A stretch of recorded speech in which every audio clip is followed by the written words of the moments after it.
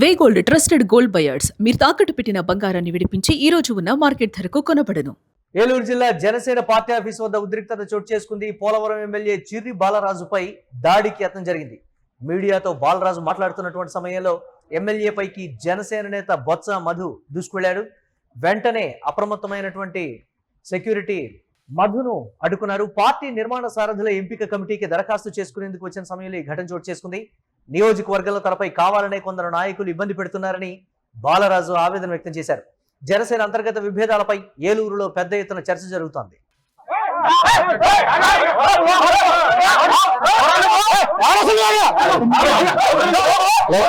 సంబంధించి బాలరాజు ఎమ్మెల్యే చిర్రి బాలరాజు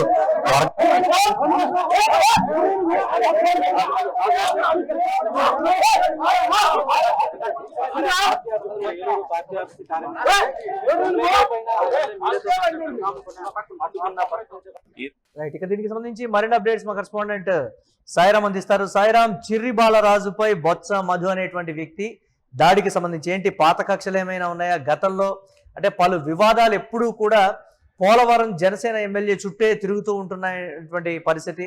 గతంలో కూడా ఒక వ్యక్తి దాడికి పాల్పడటం కావచ్చు, లేకపోతే ఆఫీస్ వద్ద కొంచెం కలకలం రేపడం కావచ్చు, ఇతరత్ర అన్ని వివాదాలు కూడా పోలవరం ఎమ్మెల్యే చుట్టే తిరుగుతున్నటువంటి పరిస్థితి. ఈ దాడికి సంబంధించి ఏం చెప్తున్నారు జనసేన నేతలు? అప్డేట్స్ ఏంటి? మురళి, ఏలూరులో జనసేన పార్టీ కార్యాలయం వద్ద చోటిస్తున్న ఘటన ఇప్పుడు రాష్ట్ర రాజకీయాల చర్చయాంశంగా మారింది.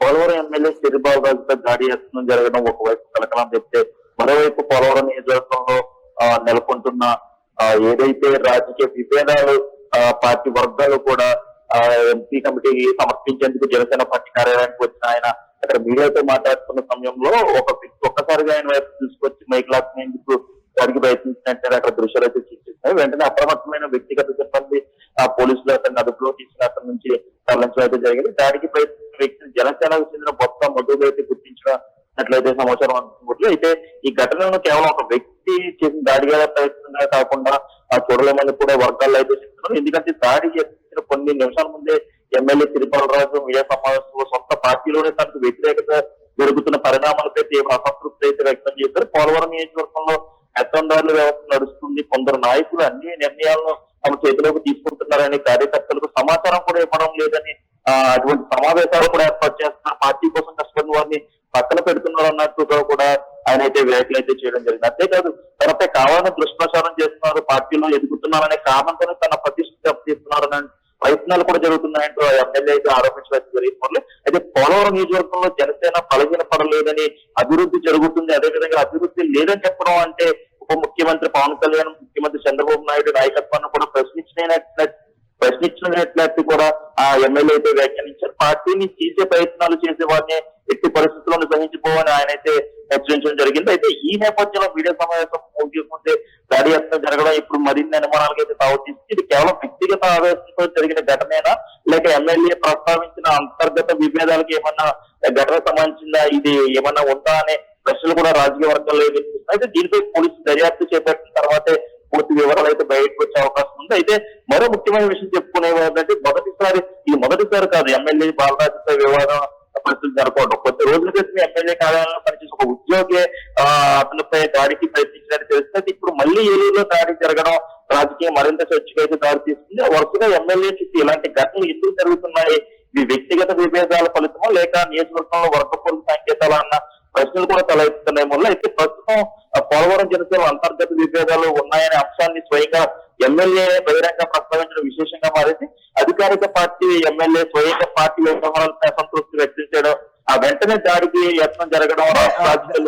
గతంలో కూడా మనం చూసిన కార్యాలయం వద్ద గతంలో చిర్రి బాలరాజు వద్ద పనిచేసినటువంటి వ్యక్తి తిరగబట్టం కావచ్చు, ఇప్పుడు బొత్స మధు తిరగబట్టం కావచ్చు, ఏంది కార్యకర్తలతో విభేదాలా, లేకపోతే దీనికి సంబంధించి అక్కడ ఉన్నటువంటి మైనింగ్ ఇష్యూస్ కావచ్చు, రకరకాలైనటువంటి అక్రమాలు జరిగాయి, విపరీతమైనటువంటి అవినీతి అనేది అక్కడ జరుగుతుంది అనేటువంటి రకరకాల ఆరోపణలు. చిర్రి బాలరాజు విషయంలో ఎందుకు అధిష్టానం ఇంకా మౌనంగా ఉంటుంది, అసలు అక్కడ ఏం జరుగుతుందనే విషయానికి సంబంధించి కూడా ఎందుకు మాట్లాడట్లేదు? సరే, కూటమిలో సఖ్యత లేకపోవడానికి సంబంధించి పక్కన పెడితే ఎందుకు తరచూ అక్కడే వివాదాలు చెలరేగుతున్నాయి అనేటువంటి అంశానికి సంబంధించి కూడా ఏంటి అప్డేట్స్? దాన్ని ఎలా చూడాలంటారు?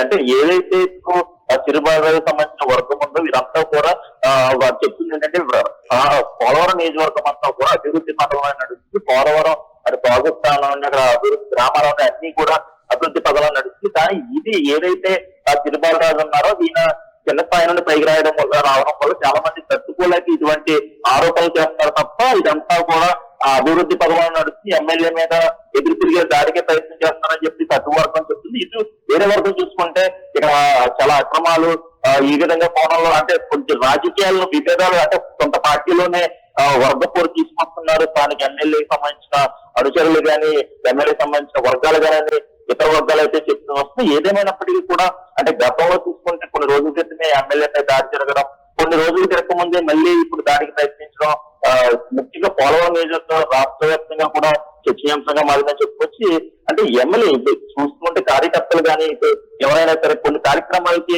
అందరినీ పిలవట్లేదు. కొంత వర్గం ఒక వర్గమే పార్టీ కార్యక్రమాలు నిర్వహించడం, దానికి ఎమ్మెల్యేని కూడా పిలవకపోవడం, దానికి సంబంధించి పార్టీకి సంబంధించి కూడా అంటే జనసేన అధినేత పవన్ కళ్యాణ్ కూడా మేము కంప్లైంట్ ఇస్తామని చెప్పడం జరిగింది. ఏదేమైనప్పటికీ ఇప్పటికి కూడా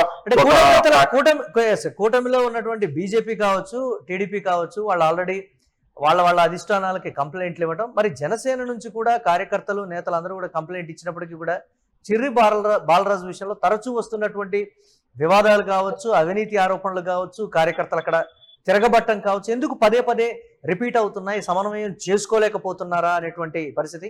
సామాన్యుడి నుంచి ఎమ్మెల్యేగా ఎదిగినటువంటి వ్యక్తి చుట్టూ తరచూ వివాదాలు వస్తున్నాయి అని అంటే దీనికి సంబంధించి రకరకాలైనటువంటి అంశాలను కూడా చర్చిస్తున్నారు కదా, దానికి సంబంధించి ఎలా చూడాలి?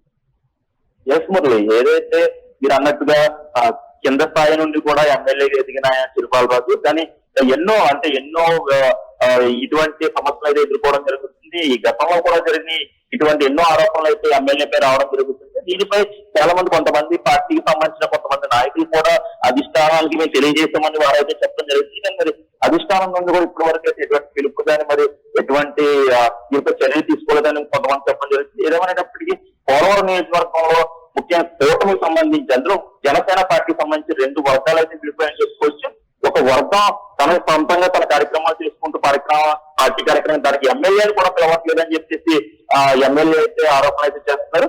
మరి ఇప్పుడు అధిష్టానం ఇప్పటికైనా మరి అధిష్టానం స్పందించి మరి దీని మీద ఎటువంటి చర్యలు తీసుకుంటుందా లేకపోతే ఎలాగే కొనసాగుతుందా, మరి ఎలా ఉంటే కూటమి కలిసి నడవడం చాలా కష్టం కాబట్టి మరి రాబోయే రోజుల్లో స్థానిక ఎలక్షన్ లో కూడా మరి కలిసి పోటీ చేయాలి కాబట్టి దీనిపై ఎటువంటి నిర్ణయం తీసుకుంటుందో మనం వేచి చేయాల్సిన అవసరం ఎంతైనా ఉంది. మరి రైట్, థ్యాంక్స్ ఫర్ అప్డేట్స్ సాయిరా. మొత్తం మీద ఏలూరు జిల్లా జనసేన పార్టీ ఆఫీస్ వద్ద చోటు చేసుకున్నటువంటి ఉద్రిక్తత, ఎమ్మెల్యే చిర్రి బాలరాజుపై జరిగినటువంటి దాడి యత్నం కూడా కలకలం చెలరేగిందని చెప్పాలి. తరచూ వివాదాల్లో ఉంటూ ఉంటారు బాలరాజు, ఆయన చుట్టూ వివాదాలు ఎప్పుడూ ఉంటూ ఉంటాయి. దీనికి సంబంధించి గతంలో తన వద్ద పనిచేసినటువంటి ఒక వ్యక్తి తిరగబట్టం కావచ్చు, ఇప్పుడు చిర్రి బాలరాజుపై అంటే ప్రజల్లో ఉంటూ మాట్లాడుతున్నటువంటి సమయంలో బొత్స మధు అనేటువంటి వ్యక్తి దాడికి ప్రయత్నించడం, ఇమ్మీడియట్గా అక్కడ ఉన్నటువంటి సెక్యూరిటీ అడ్డుకోవడం కూడా చోటు చేసుకుంది. యూటీవీ స్క్రీన్ మనం ఎక్స్క్లూజివ్గా చూస్తున్నాం. అవినీతి ఆరోపణలు, అక్రమాలు, ఇతరత్ర వీటన్నిటికీ సంబంధించి కాకుండా కార్యకర్తలతో సఖ్యత లేకపోవడం కానీ, కూటమిలో ఉన్నటువంటి లుకలుకలు ఇటు టీడీపీ, భారతీయ జనతా పార్టీ వారి అధిష్టానాలకి పోలవరంలో జరుగుతున్నటువంటి అంశాల మీద కంప్లైంట్లు ఆల్రెడీ అందాయి. జనసేన నేతలు కూడా చిర్రి బాలరాజు పనితీరు మీద కావచ్చు, కలుపుకొని పోవటంలో చిర్రి బాలరాజు ఫెయిల్ అయ్యారనేటువంటిది ఇది అది అని కాకుండా అన్ని రకాల ఆరోపణల్ని చిర్రి బాలరాజు ఫేస్ చేస్తున్నటువంటి పరిస్థితి. ఎందుకు తరచూ ఈ విధమైనటువంటి ఘటనలు బాలరాజు విషయంలో జరుగుతున్నాయి మనం చూస్తున్నాం. ఆగ్రహంతో బొత్స మధు అనేటువంటి వ్యక్తి ఊగిపోతూ ఉన్నాడు. పోలీసులు కానీ సరైనటువంటి సమయంలో స్పందించకపోయి ఉంటే డెఫినెట్గా చిర్రి బాలరాజుపై దాడి జరిగేది అనేటువంటి మాట కూడా చెప్తున్నారు. అధిష్టానం ఇకనైనా ఫోకస్ పెట్టి నియోజకవర్గంలో జరుగుతున్న పరిస్థితుల్ని సమీక్షించాలని కూడా పోలవరం నియోజకవర్గ జనసేన కార్యకర్తలు అయితే కోరుతున్నారు.